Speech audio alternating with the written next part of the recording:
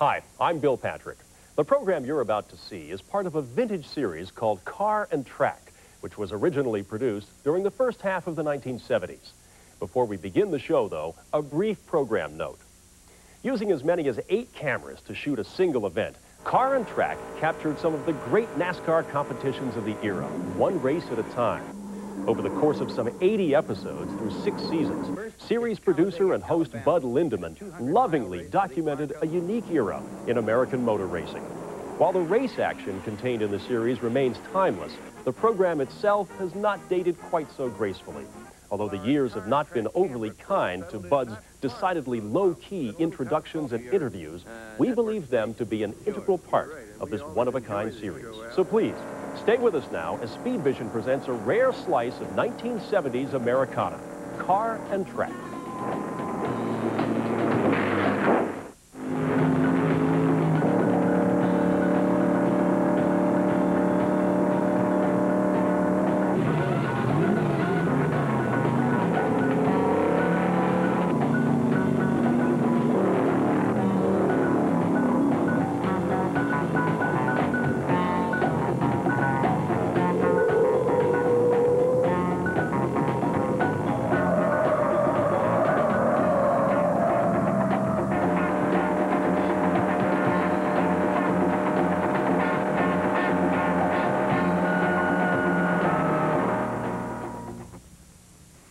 We have a great short track race for you today as the late model stockers take a 500-lap tour of the oval at Bristol Speedway.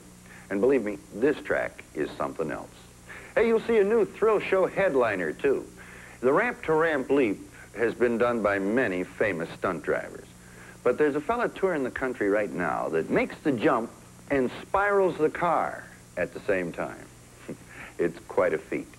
Our test car of the week is aimed at the growing market of subcompact buyers and called the Cricket. In the next 30 minutes, we'll check out the good and bad features of this British-built import. Hey, we'll be back in 1 minute. The Southeastern 500 is an annual favorite of ours. First of all, it features the nation's finest stock car drivers. Secondly, it's run on the fastest half-mile track in the country. Bristol Speedway is nestled right in the mountains on the Virginia-Tennessee border. The turns are banked as high or higher than some super speedways. The drivers average well over 100 miles per hour. And after they run 500 laps on this track, boy, they know they've been in a race.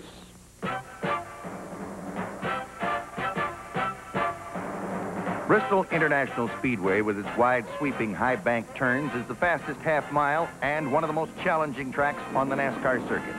This annual Southeastern 500 announces the first big race of the year for Bristol, and the crowds swarm in by the thousands. Pole sitter Cale Yarborough, driving the Junior Johnson-prepared Chevrolet number 11, was the fastest qualifier at 107.608 miles per hour. Cecil Gordon started alongside in another Chevy. Buddy Baker and Cuckoo Marlin are in the second row. Richard Petty and Bobby Allison fill out the third row, with Bobby Isaac and Donnie Allison starting right behind in the fourth row.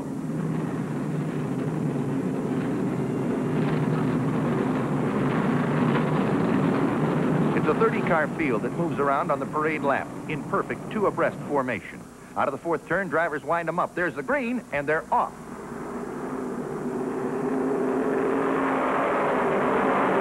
Cale and Cecil Gordon are side by side at the start, but Yarborough breaks that duo up when he stands on it coming out of the fourth turn and fires into the lead at the end of the first lap. 14, Cuckoo Marlin is third, 71, Buddy Baker fourth, and Bobby Allison in car 12 is running fifth.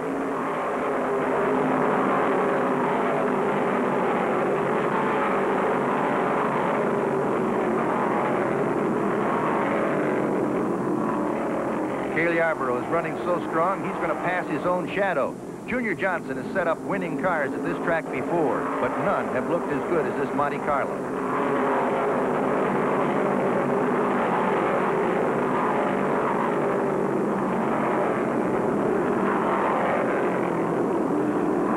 Baker, Allison, Petty, and Isaac have begun to pick up the pace now in an effort to catch Cale. If they maintain these speeds, there'll be some arm-weary drivers at the end of this race.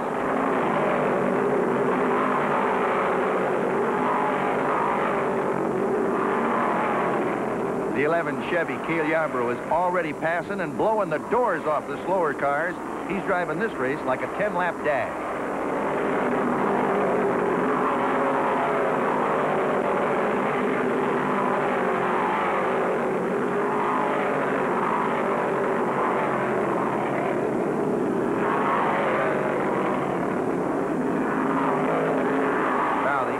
Sky that's been threatening all day has just shed a few drops of water. If it keeps up, they'll have to stop it.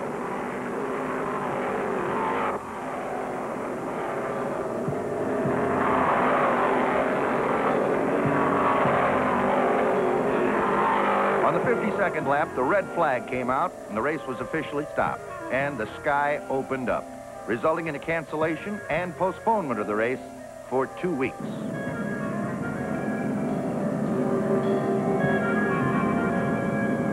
Two Sundays later, the cars were back. The drivers returned, and the spectators jammed in again.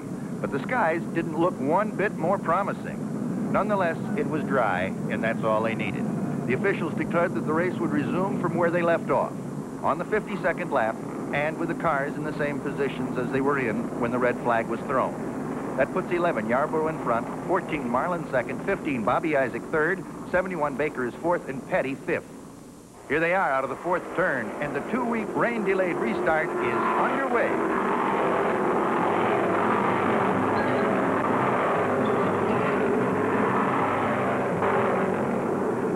Cale didn't forget how as he bounds out into the early lead once again.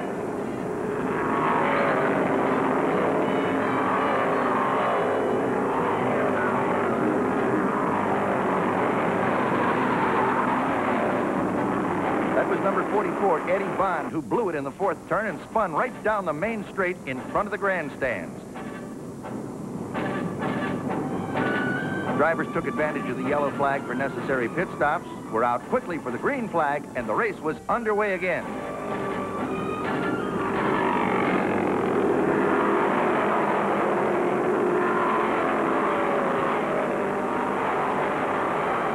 Cale screams his Chevy into the lead once again.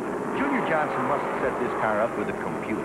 It's handling perfectly, exactly as it did 2 weeks ago when the race was canceled due to rain. There's no guesswork with these car builders. They're professionals from start to finish.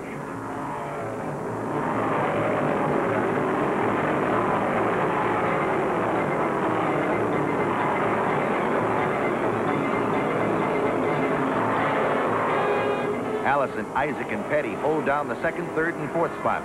But Cale seems to be stretching them on every lap.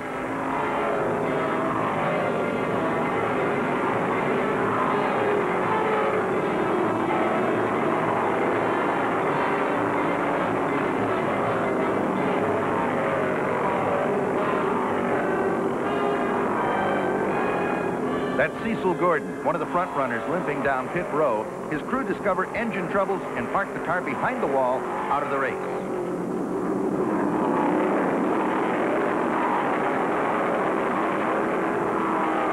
Meanwhile, Cale Yarborough is about to lap some of the faster cars. In the second turn, he passes Petty.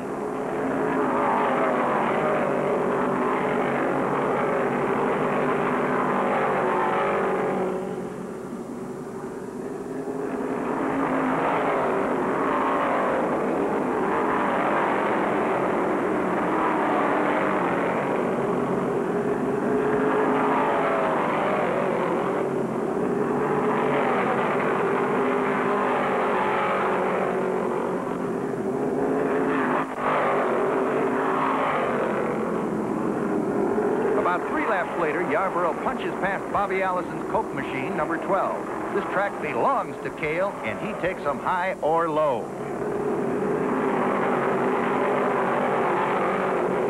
Suddenly, it's a loose wheel right down the main straight, off the right front of Dean Dalton's number 7 Mercury.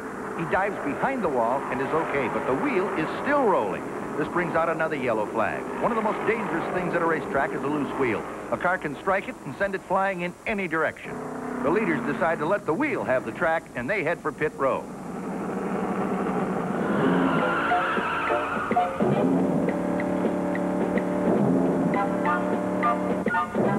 With all the cars serviced and back on the track, the flagman drops the green, and they're off again.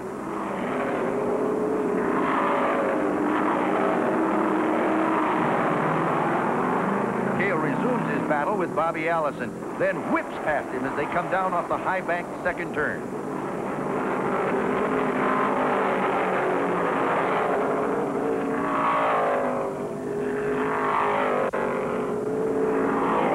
Down the back chute, Petty quickens the pace and slides around Buddy Baker on the high side. Richard is running third now, behind second place contender Bobby Allison.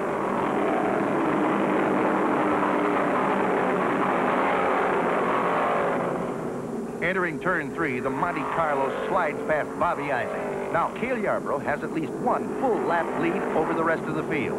And if he can keep the rubber band from breaking, he might end this race an hour early.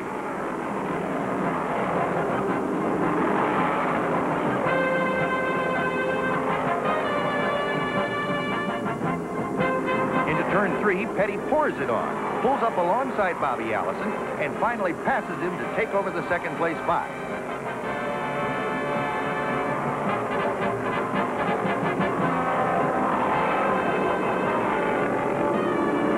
Look out!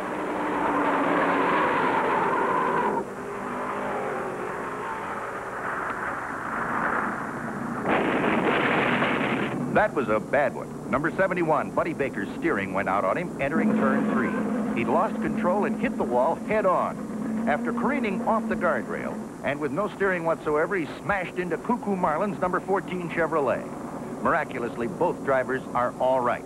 The caution light is on, and pit row is alive with action.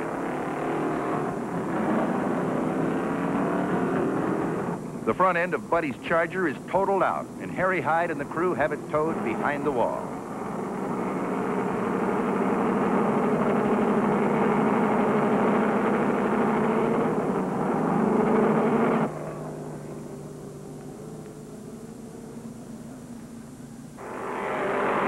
With the track cleaned up, the cars fly under the green flag, and the 6th restart is off and underway. Cale Yarborough is still doing a sensational job, giving the fans a real demonstration of driving skill. And to aspiring young race car builders, this Chevy is the epitome of performance and handling ability.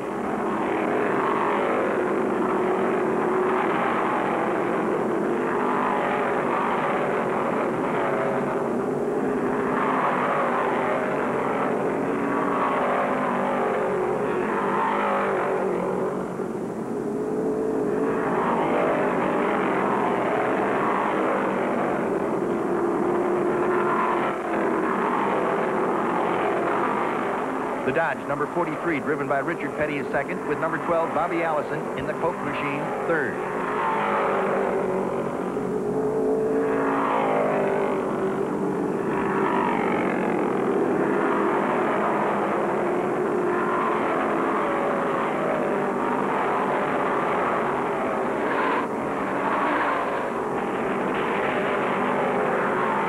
Number 54, Lenny Pond, lost it through the turn. Went on a long straightaway spinner, ending up against the inner guardrail. He's all right and drives the car off toward pit row. Meanwhile, Cale Yarborough continues to scream his Chevy toward the checkered flag.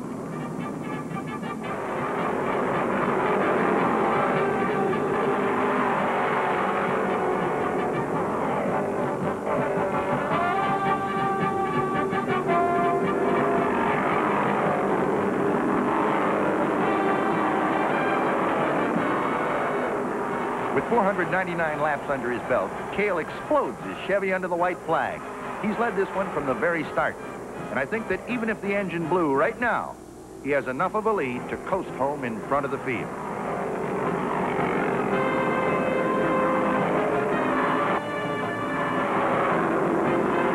There it is. The checkered flag falls on Cale Yarborough and the Junior Johnson Chevrolet. Second place goes to Richard Petty. Bobby Allison takes home the third place money.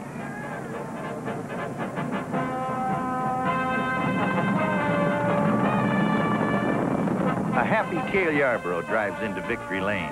Due to rain, it took him 2 weeks to win the Southeastern 500, and that's nothing compared to the long, dry spell he had racing with USAC.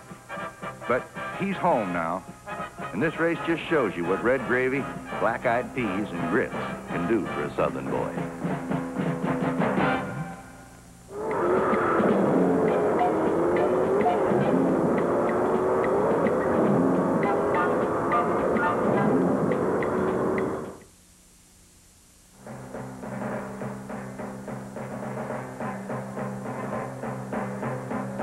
In man's quest to be innovative, creative, to be number one, he is often forced to make the impossible possible. And in the thrill show arena, it is no different. Thus came about the American Thrill Show's Spiral Jump. It would take man well over a year to calculate the speed, weight, and angles to make this feat possible. It took this computer just 20 seconds.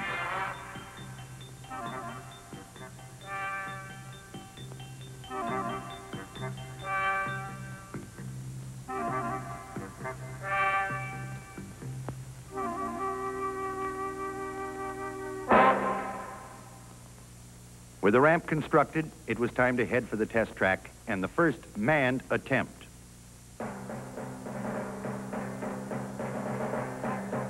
He made it, and now in slow motion.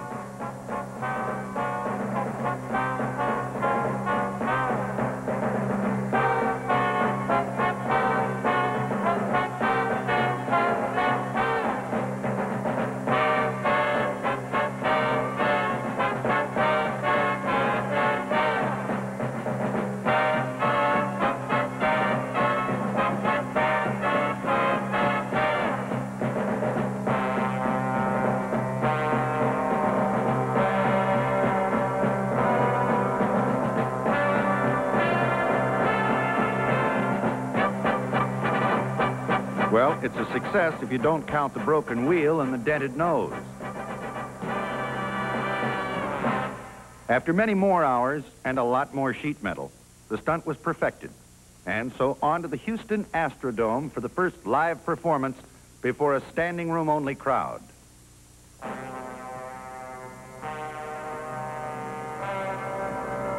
Before a hushed crowd, the javelin hurtles into the air.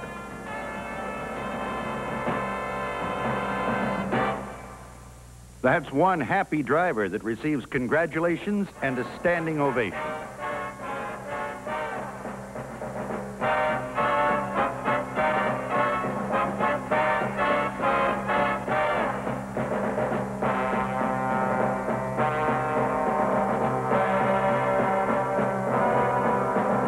You know, thrill shows have provided entertainment for millions of people, but the Astro Spiral Jump has got to be the epitome of what a thrill show is all about.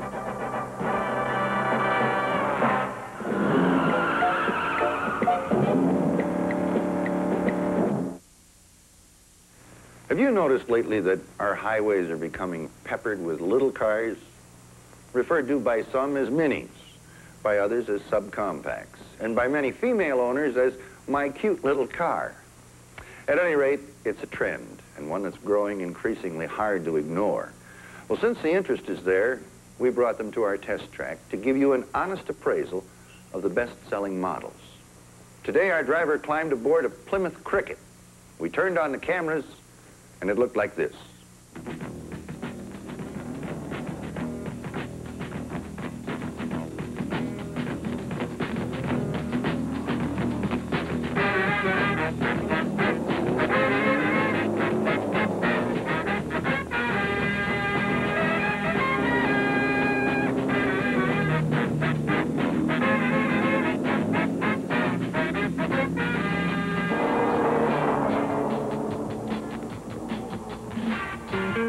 During the period of time that we had our Cricket, we heard many comments, good and bad. Some of the more notable were, hey, what's that, training wheels for a Cadillac? Another asked, does it go faster if you rub its hind wheels together? I think much of our comment was caused by its GT emblem, racing stripes, and spoiler. For power, they employ a 1500cc four-banger. Our car had the optional second Stromberg carburetor, increasing the net horsepower from 55 to 70. Also the noise level. In our out-of-the-hole games, the Cricket proved to be anything but a neck snapper. 30 miles per hour took 3.8 seconds. The shift lever had a short, very precise throw that kind of made you want to use it. Our 50-mile-an-hour run took the clock to 9.8 seconds. First gear was wild. Second was good. But if you haven't shut the gate on your competition by then, forget it, because third is a long, slow haul. 0 to 70 ticked away about 20 seconds.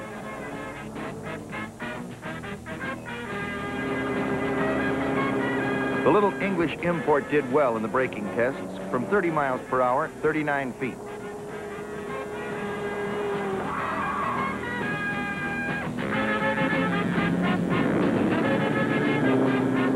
We had power-assisted 9.5-inch discs up front with drums in the rear.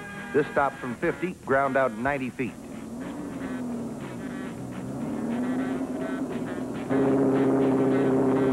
Pedal fade and nosedive were both negligible. Heat dissipated well.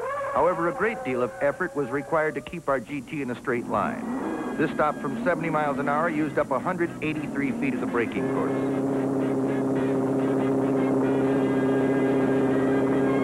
With a 98-inch wheelbase and stiff leg muscles, we shortened the distance between the cones, and the Cricket ran them well. In the front end, they used McPherson struts, coil springs, and an anti-sway bar. In back, a rigid axle, coil springs, and 4 trailing links. Body lean was at a minimum, along with passenger comfort.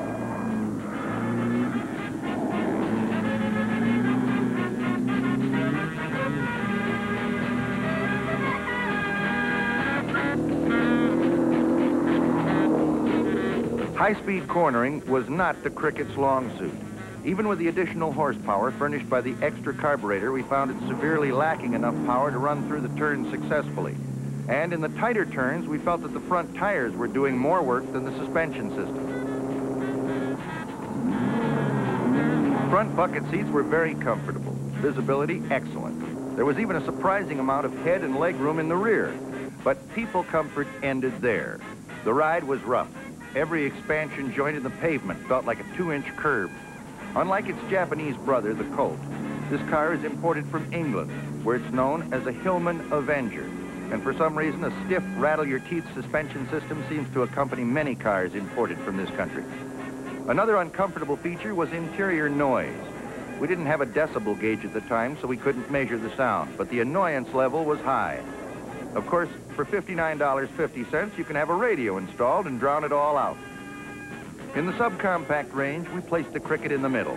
Not as good as some, better than others. If you're shopping for a Mini, you might want to try it on for size.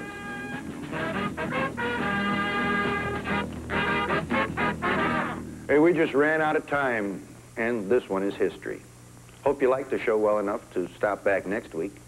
Until then, remember, courtesy is a form of kindness. Try it the next time you drive. The rewards are very gratifying. And bye-bye.